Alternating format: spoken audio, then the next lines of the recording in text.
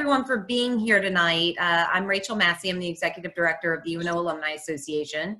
And we've been really pleased to offer these webinars during this time where we're all having a lot more time at home. And Chef Mark Springfloat is with us again tonight.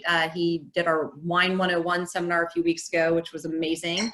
And tonight he is going to be teaching us how to cook one of his signature dishes from when he was executive chef at a Chefalaya restaurant and developed the recipe for shrimp and grits. So please feel free to cook along. If you have questions as we go, please use the chat function to ask the questions. And Chef has a lovely assistant with him this evening, his daughter Zoe, and she'll be fielding questions from the chat box as we move through the presentation. So thank you again, and I will see you again on the other side. All right, I guess that's me. Hello, welcome. Tonight we're going to make shrimp and grits.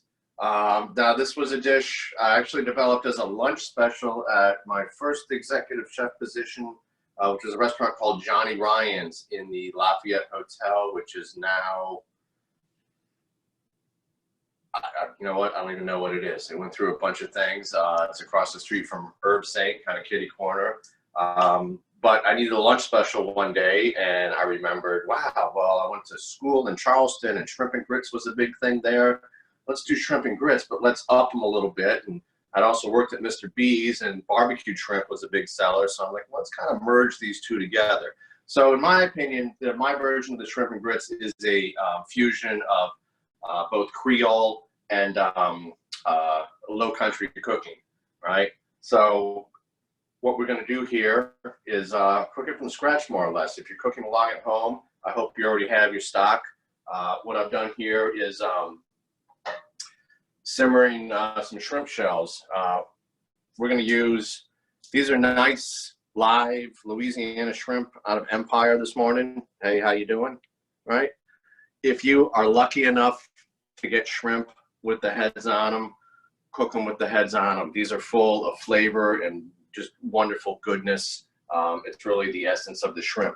So what I like to do for these guys is peel them just from the back of the head, right at the collar there, all the way to the tail. So you're left with something like that. All right, one more time.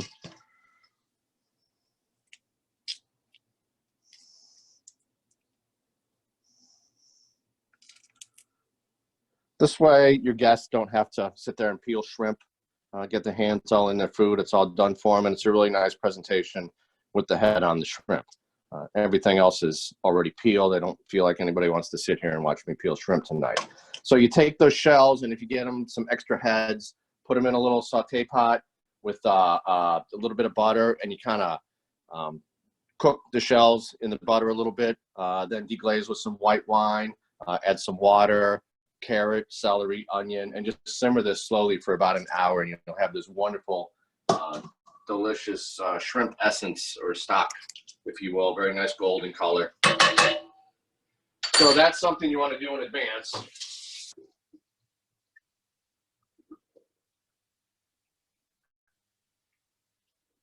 And then when it comes time to cook your dish, I like to start with the grits. And a lot of people don't like grits because they've had what I call diner grits. And these are the kind of grits that you get at a diner. You stick a spoon in them, the spoon stands up straight, you pull the spoon out, the entire bowl of grits comes out with them. That's not good eats. That's just, it's not good food. Put a little love into your food, right? So what I like to do, grits and dairy really groove on each other, right? So I cook them in milk, or in this case, this is a half milk, half cream. I had some extra cream. The recipe just says milk. You can use skim, low fat, whole milk, whatever you want. Cut it with cream. Add a Chefalaya, which, by the way, is reopening on the 23rd. Go visit, say hello, tell them Chef Mark sent you. It'll probably do nothing for you, but it's me good. So I have here milk and cream. I'm going to add some salt. This is the only time to really salt your grits. It's just like rice, and this is nice kosher salt.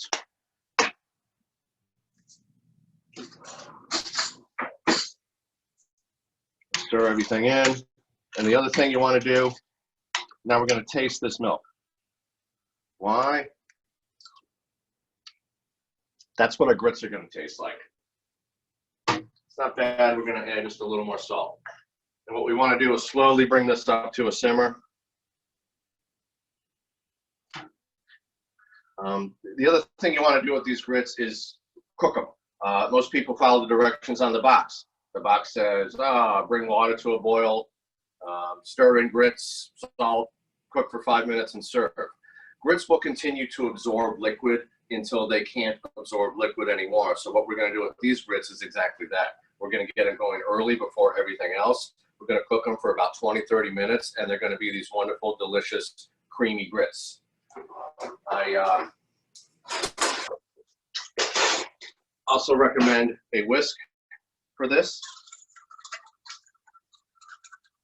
And when I was at a Chapalaya, the question I got asked all the time was, what's in these grits? These aren't my grandmother's grits. And I promise you, they're not your grandmother's grits.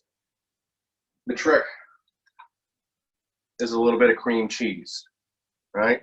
This also works well in mashed potatoes, and people will be like, oh my God, this is the best mashed potatoes I've ever had. What do you do to them?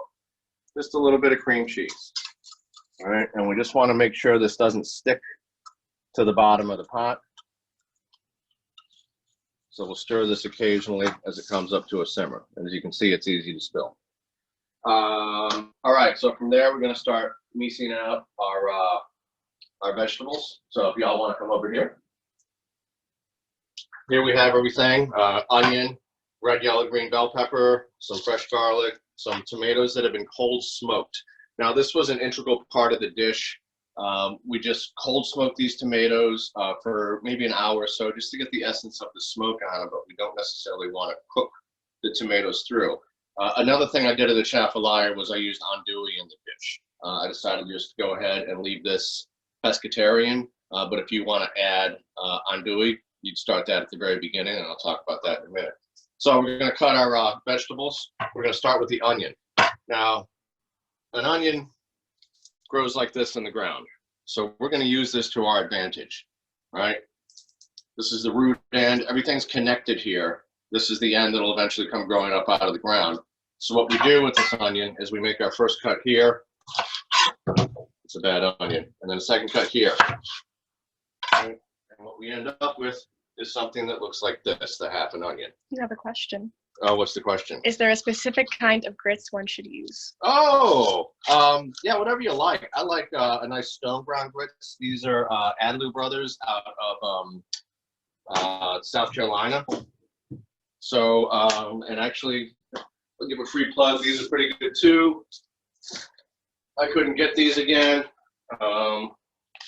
Southern Kitchen, I like these. These are available at Dornex. They are from, I don't have glasses on. Can you read that? What am I reading? I don't know, I'm trying to figure out where the grits are from. Well, we'll just go with they're from the South. All right. But yeah, stone ground grits work very well. And if you're going to buy like a commercial grit, I would prefer like the Aunt Jemima for some reason over the Quaker. I don't like the Quaker grits. I don't know. So anyway, what I was saying about the way this onion grows is everything's connected right here. See, it just grows in all these layers, right? So if you want to dice this onion, you come across it like this way and then turn it here and it all holds together. But we're going to julienne, so we're going to get rid of that. What we're going to do is start at an angle.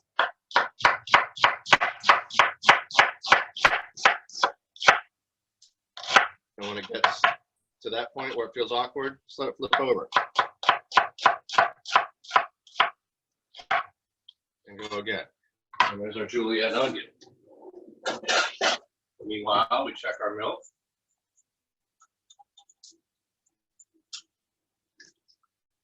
And our cream cheese is totally dissolved in here. Another thing you'll notice about these grits is I'm not going to add any butter. You know why? They don't need it. They're that good without it. So, we do our onion. And then our bell pepper. We're just going to use a little melange of bell pepper for color.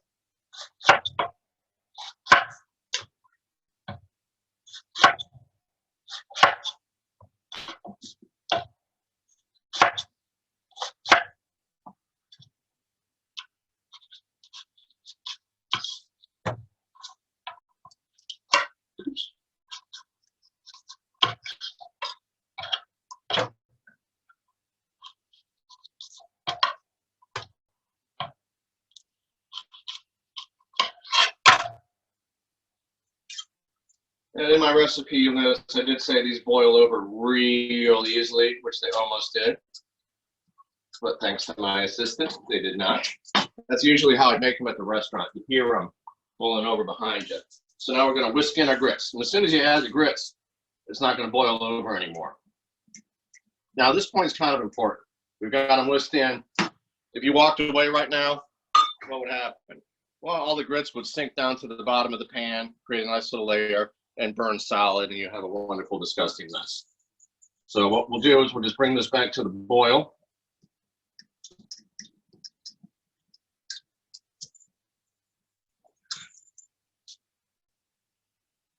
And as soon as they start to boil, they'll start to thicken.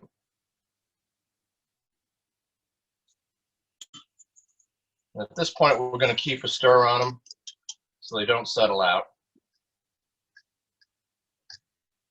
Also, at this point, I'm wishing I really used a bigger pot. You need to eat that. Oh my God. Well, the real problem here is that this is live and we can't edit it. I'll have another pot. I needed the big pot for the stock. Let's do this.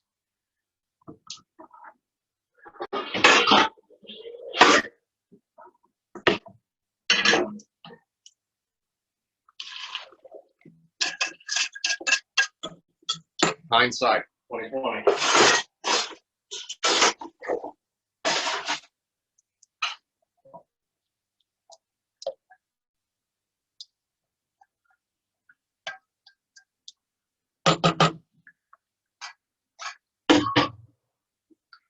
All right, so where were we?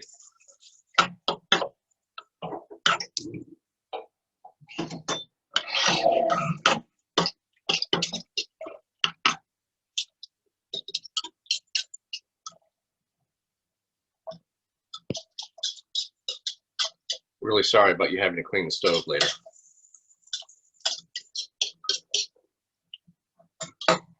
All righty, let's bring this back to a boil. See, this is live. We're really cooking.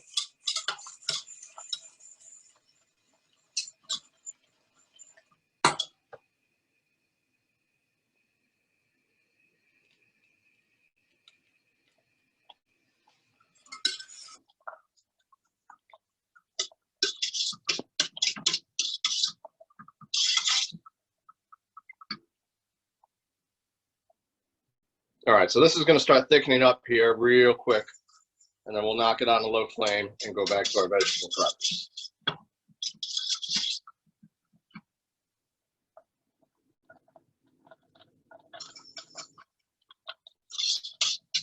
And for those of you out there who say, I don't like grits, try these grits. I've converted many a grit eater from diner grits to divine grits. All right, you see how we're thickening up nice and quick.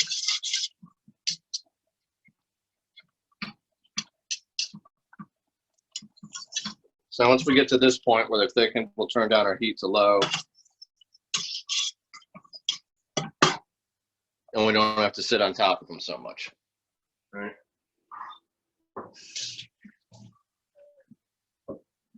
Now what we'll do is we'll keep an eye on these grits, and when they start to get too thick, we'll just add a little water. We already have our flavor set, so now it doesn't matter if we add a little bit of water or not. All right, let's get back to our peppers. Are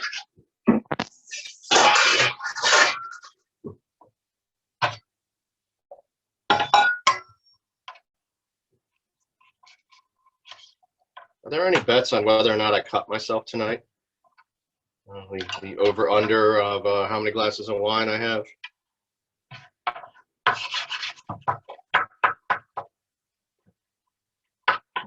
So notice as I'm doing this, I'm using my fingers as a guide. My thumb is behind my fingers. And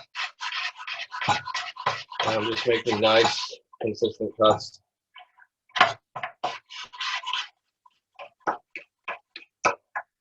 This is a julienne cut for all you 2030 alum out there.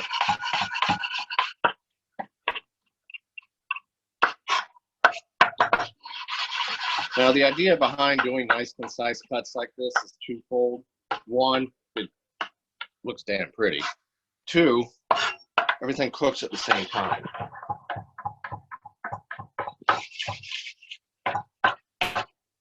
Uniform cuts are important. All right, so here's my tri-colored peppers.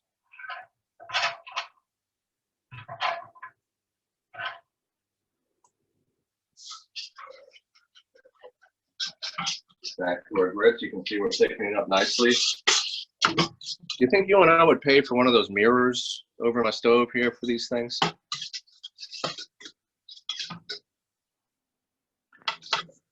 I'll add a little bit of water. All right, now we'll go back to our garlic. Always fresh garlic, guys. Don't buy the stuff in the jar. We'll do about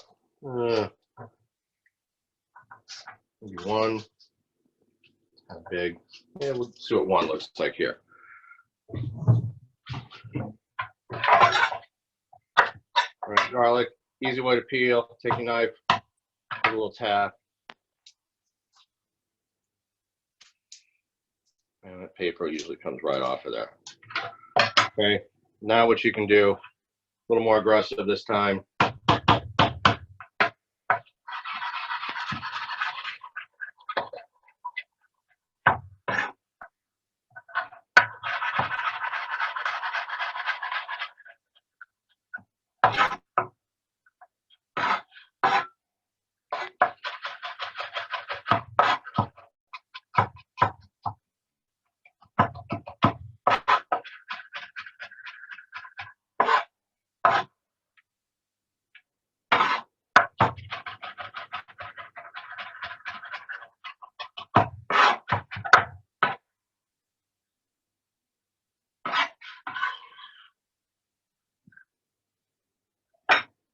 All right, there's the garlic.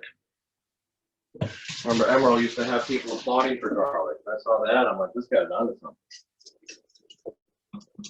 All right. Now we're just maintaining our grits. The idea here with grits for me is always for them to be creamy grits, not gloppy diner grits. Okay, so our shrimp stock is pretty much done here. We can strain this off.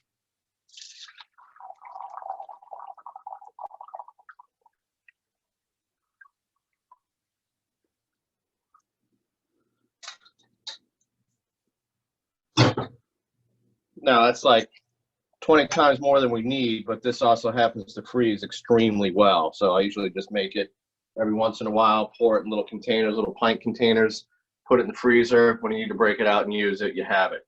You see, it's just got a wonderful golden color, much like chicken stock. And like I said in the recipe, chicken stock works fine for this. You're missing out on the flavor of the shrimp. Keep an eye on our grits. All right, now we're pretty much ready to throw this together. I'm gonna heat our skillet. Here's another like professional restaurant trick. Hot pan. Get your pan hot first. Then we're gonna add our oil. Then we're gonna heat up our oil. Then we're gonna add our food. Question. You're less likely to stick. Yes, question. What exactly is the shrimp stock? So the shrimp stock, it's not, like classically, there's really not a shrimp stock. It would be called a shrimp essence. So it's the essence of the shrimp flavor. It's the shells, the heads, if you have them, sauteed in a little butter, added water, mirepoix, carrots, celery, and onions, and then simmered, just like you would make a chicken, a beef, or a veal stock. And then how long do you keep the stock on the stove? About an hour.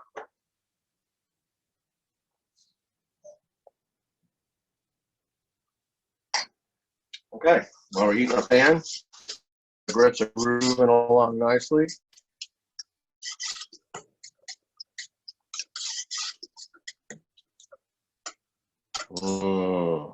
Grits. All right. How do you tell when your pan's hot? There's a couple of different ways. One, I like the back of my hand trick, right? I can feel a little bit of warmth coming off of that, but if you're afraid of that, it's hot. A little bit of water will do you just fine. All right. So, a little bit of olive oil. When I first started doing this dish at Chapelaya, this was sauteed in bacon fat.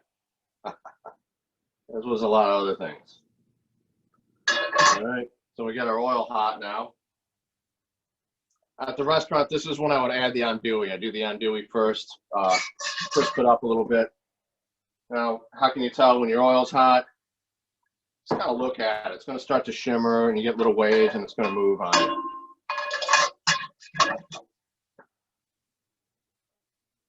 Someone said maybe chicken stock plus a little Zatarain's shrimp and crab boil would work as a decent substitute. The shrimp and crab boil isn't going to give you the flavor of the shrimp. It's going to give you heat, which you're not going to need in this dish. A little bit of chicken stock will work just fine if you don't want to make the shrimp essence.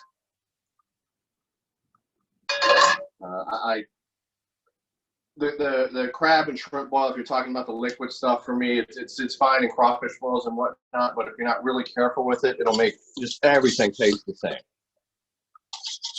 And I find it better to have subtlety to bite into something. And now we're going to add a shrimp. To bite into something and be like, ooh, you know, what's in that? What did I just have? You know, as Safier said, it's better to bite into something and be like, wow, what's that? Instead of biting into something and being like, ooh, saffron, you know, basil, oregano. Have a little bit of mystery. So I got my skillet nice and hot. My shrimp in.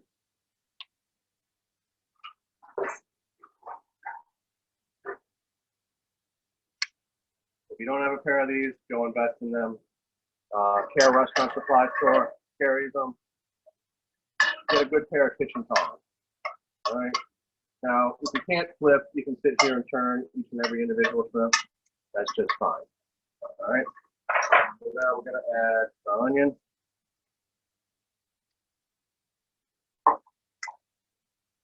Peppers. You can add as much or as little as you like, and our garlic.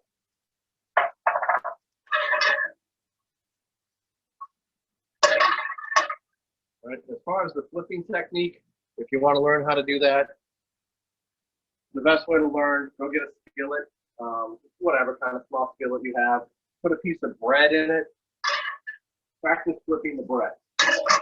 Once you get that under control, then you can work on something else, maybe some dry rice or something. But it's all in the wrist. It's a very easy technique. Grits coming along. See, we're maintaining our nice consistency here.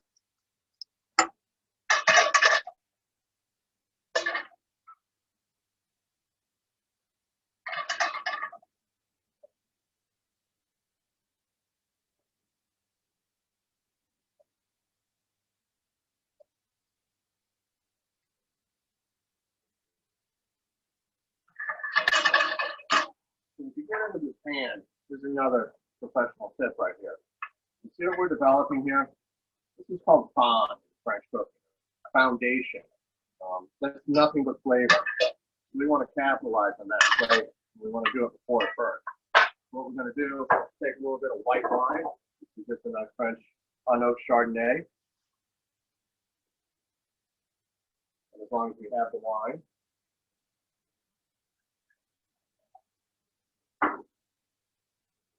C'est bon.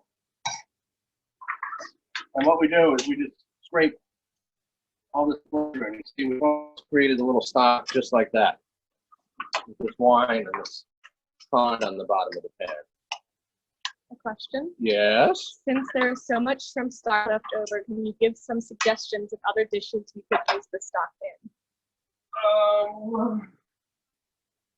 You can make a soup with it. You could use it anywhere you'd use another stock. Definitely, like if you're making a corn and crab bisque or a shrimp and crab bisque, you can add it to that. Any kind of shrimp dish you could add to it. Any place where you're doing seafood and you would use water, use stock.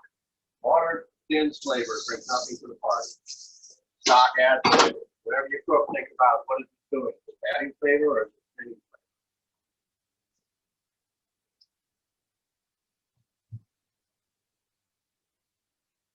And then what is it called on the bottom of the pan? Fond, F-O-N-D.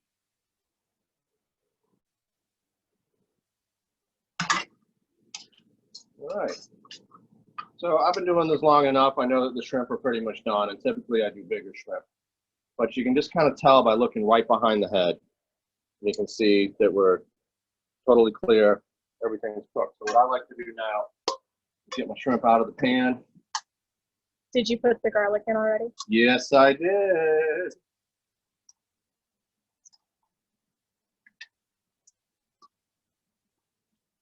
These are a little bit smaller than I'm used to, so they cooked a little quicker. But none to worry. All right.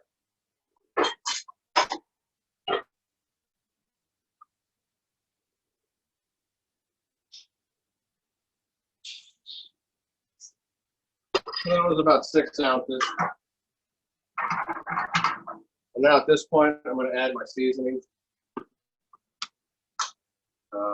Now, Creole seasoning, to me, is essential in so many dishes. The important thing to do, though, is to pick out something that's low in salt. In the recipe, I recommended the Paul Prudhomme Black and Redfish Magic. It's lower in salt. This is another one I like, this New Orleans, Old New Orleans seasoning from Dornex. It's very similar to what I used to make. We want to season a little bit liberally. It's about a tablespoon and a half.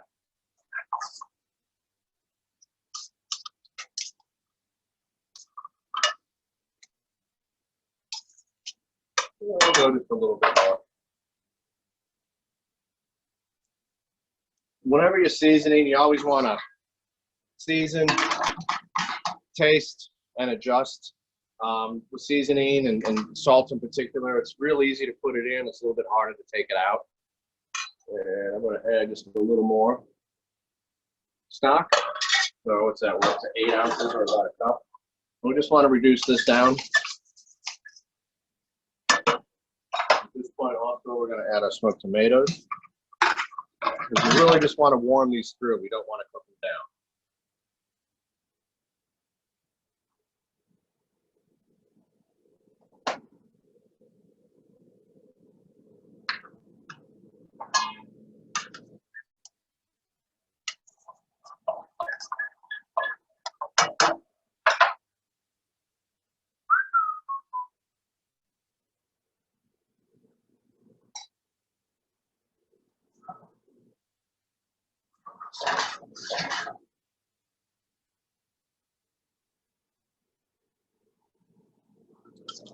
Now you can see how our grits are kind of getting a little, so that's not too bad. We'll just add about a teaspoon of water or so. Someone said, explain how to smoke the tomatoes. Well, it helps if you have a smoker, because what you want is what we call in the industry a cold smoke. So you don't want a lot of heat, you just want the smoke. I happen to have a smoker outside, so you can buy some wood chips and burn those at a low temperature and get the smoke on them. You can do it inside of a pan, maybe an aluminum pan on top of the stove with the chips on one side and the tomatoes on the other, or under ventilation, obviously. I guess if you wanted to, you could just add a little bit of liquid smoke, but don't let anybody see you do that. And if you can't smoke them, you'll be fine. And if you're using that smoked andouille, that's going to add a little bit of smoke flavor to it. You know, it's not always easy to translate things from the restaurant into the home cooking, and admittedly, I'm not a home cook. I'm a restaurant cook, and sometimes I have problems myself. See, to me, like right there, those are good looking grits. Now do be careful, because as this splatters on you, it's like napalm. Next to roux. Okay, so now here, I was talking, I reduced a little bit further than I wanted to, but you can always add just a little more stock with this. Someone said, could you add a little smoked paprika? Sure. I don't see why not. I love smoked paprika. Okay, so now our next step is we're going to mount in this butter.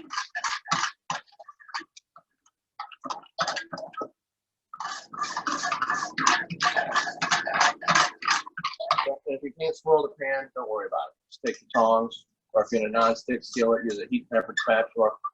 And we're just going to mount this butter into it. Now you want to do it, this is also cold butter. When we're doing this little trick here, we're emulsifying the butter into the sauce, and it just the speed at which this is happening. There's no emulsifier in here. There's no roux. There's no egg yolk or anything. So there's no real reason why this sauce would work. But if it goes in nice and slow, you can see we don't have butter floating anywhere. Okay, just a little more butter.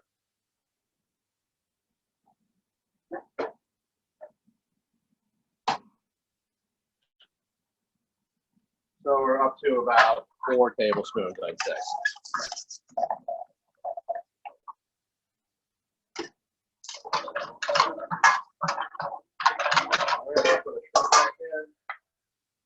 I'm gonna have to wash the jacket now.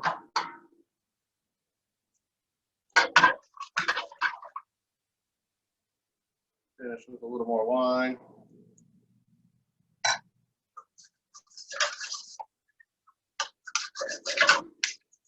All right. C'est bon. Now we play. This is gluten-free. Yes, this is gluten-free. Gluten obviously is wheat, right? There's no wheat in here. Grits are made from corn. Grits are corn that's been treated with lye and then ground. So no, this is 100% gluten-free. The only thing I'd say to watch out for is if you're using bases instead of making your own stock, check the ingredients because a lot of times there's hidden gluten. You'll see hidden gluten and hidden soy. Just read the ingredient label. It'll say contains wheat or wheat products. All right. So what I always like to do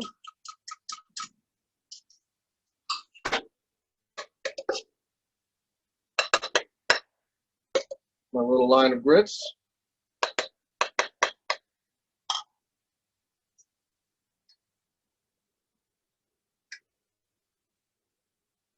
Here's another reason why the head on shrimp come into play. It's damn pretty. How many shrimp you want?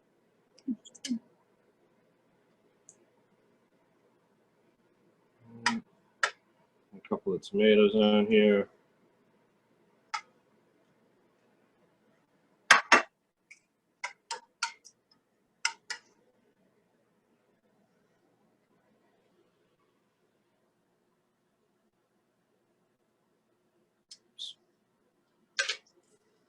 Ah, big mess.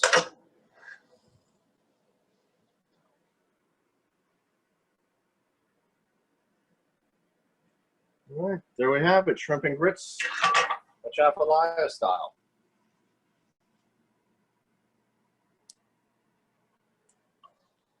Do you have to use Louisiana shrimp or would Virginia shrimp do? Is that my sister? Yeah. What are Virginia shrimp? You already know the crab you get up there is from Louisiana. The shrimp probably is too. So this did go a little quicker than I thought it might, but I can sit here and answer any kind of cooking questions that you have. Or we can just sit here and look at each other in silence, as I'm the only one talking. Oh, hey, Rachel. Could you use I'm not gonna leave you hanging like that. No.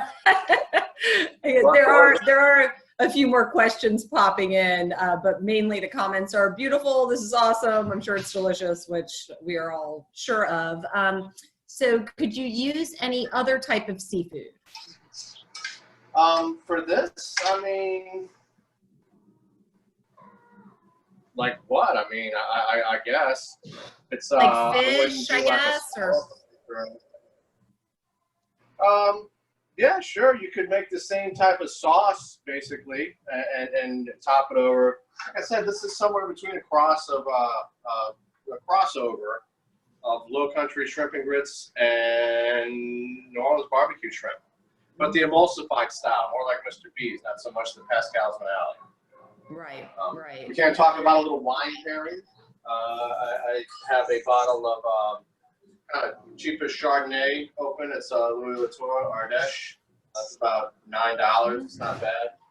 Something like this, I might go like something a little more acidic, Sauvignon Blanc, maybe something from Loire or even New Zealand. My go-to with this would probably be a Pinot Noir. It's got enough spice, it's got enough boldness that it can stand up to a red wine. And I happen to like Pinot Noir. We have a question about how long should the shrimp cook? I mean, we all know shrimp cook really fast. So how long do we want them in there? Until they're done. Until they're done. Everybody hates that answer, right? People ask me all the time, how long do you cook a chicken? Well, until it's done, right? Until the juices run clear, until the joints wiggle freely.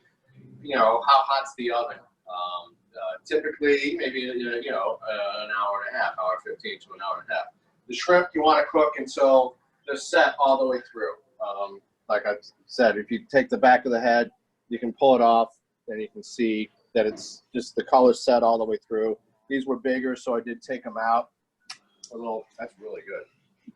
A little earlier than I normally would to finish the sauce. So really, for these shrimp, they probably cook in 4 minutes, maybe. If you're boiling them, I just cook shrimp until they float up to the surface.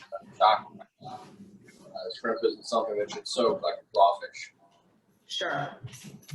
The meat gets overdone and chewy. Here's another question. What kind of vegetable would you serve on the side with this? What kind of side dish would you have? Collard greens. That would work well. Whatever you like, though, too. Some green beans, some nice little freshness. Maybe some green beans sauteed in some shallot and garlic. A little bit of butter. I can see that. But you eat what you like. And that's actually why I threw some vegetables in here. There's peppers and onions in here. Right. That's a vegetable. Yes, all the food groups. All except the wine. Except the wine and the dessert. The wine and the dessert. I think there's some ice cream in the freezer, and there's definitely wine. Yes. And knowing my daughter, there's some cookies around here somewhere. Yeah, I've been doing a good bit of baking myself in this quarantine. So for everybody else out there, do you have any other questions for Chef while he's here with us? Wow, I went way fast. You got it down. Well, I mean, it kind of cooks quick. If anybody out there wants to do this again, if you want to flood Rachel's inbox with suggestions of what you'd like to see, I'd be happy to do it. We would love that. We would absolutely love that. We've got a number of people saying yes, yes, yes. Yeah, I'm home cooking anyway. Awesome. Well, yeah. So if anyone has suggestions, we would love to do it again. We've been continuing this webinar series of virtual meet us at events through the Alumni Association, and some are more fun than others, and this is really fun. So anyways, thank you so much. Oh wait, we've got another one coming on here. We've got a seafood pasta someone would like as a suggestion next. There was another comment saying the recipe produced a lot of liquid. Is that normal? The recipe produced a lot of liquid. Like a lot of sauce? So you mean? You can see. That's how saucy I am. Yeah, I think that's right. That's right. So you can serve it. I mean, that looks normal to me. Yeah, Chef? Yeah. Okay. Oh, it's good. Oh, wow. That's good. I know. Every time I cook this, I forget how good it is. Yeah, y'all go see Rachel and Tony and order this over there at Red Chapelaya. Man. And what we'll do is, as a follow-up for everyone who's on or who registered, we'll send out a survey along with the recipe, and so you can do it at home if you weren't already doing it. Yeah, I'd probably bump that recipe up. Creole seasoning to 2 full tablespoons. Just be careful. If you're using something like Tony Chachere's, back off a little bit because it's very heavy on the salt. You want to maintain that balance. I'm not a big fan of Tony's for that reason. I feel like you're handcuffed by the amount of salt in the seasoning. And that goes for any kind of seasonal, right? Any seasoned salt. You're bound to the salt. So I always like to have my salt on the side, season with other things. When I was making my own Creole seasoning, it was very low in salt. And I always added salt in conjunction. And we've got a question. I came in late. Were the grits with or without cheese? They were without, but you can say what was in them. The cream cheese, right? Cream cheese, yeah. So they were with. Cream cheese. And if you They want were to, with, right. I tell people, do what you like. Oh my God, if you like it, like if it's good to you, it's good. Duke Ellington once said of music, if it sounds good, it is good. So I mean, with food, you can kind of say the same thing. If it tastes good, it is good. If you like it, just do it. If you want to eat ketchup on a hot dog and you're over the age of 12, just don't let me see it. But go for it. You only live once. People like what they like. We've got a question from the Lafayette area. How about Best Stop seasoning? Do you know Best Stop seasoning? Unfamiliar with it. Sorry. If you like it, use it. Just taste it. I mean, if it's the salt content that really. I put the Paul Prud'homme's in there because I know it's nationwide. What's that? Show them what you use. Oh, I did. Yeah. This is, and I don't even know if this is what's in here. This might be the Paul Prud'homme stuff. This one I like too. If you can, they didn't have it for a while, but those of you living in New Orleans or Metairie area, this one I do like. If you're real nice to me, maybe I'll make a batch and we'll pass a little bit out because I like mine actually, but I haven't made it in years. They probably still do it at the Jambalaya. We love that. Or even just the instructions. It's proprietary. I hear you. Can't give away all I your want to flip secrets. the camera and show the looks my daughter's giving me while I do my shtick. Well, we appreciate you sharing some of your secrets with us tonight, really do. And everybody should go eat. I don't want your dinner to get cold, and same with anyone else who's been cooking at home. So thank you so much, Chef. Thank you to your lovely assistant, Zoe. And we will do this Susan. again. Thank you. We will. All right, yeah, anytime. Let me know. Be happy to. Awesome. Thank you. Y'all have a great night.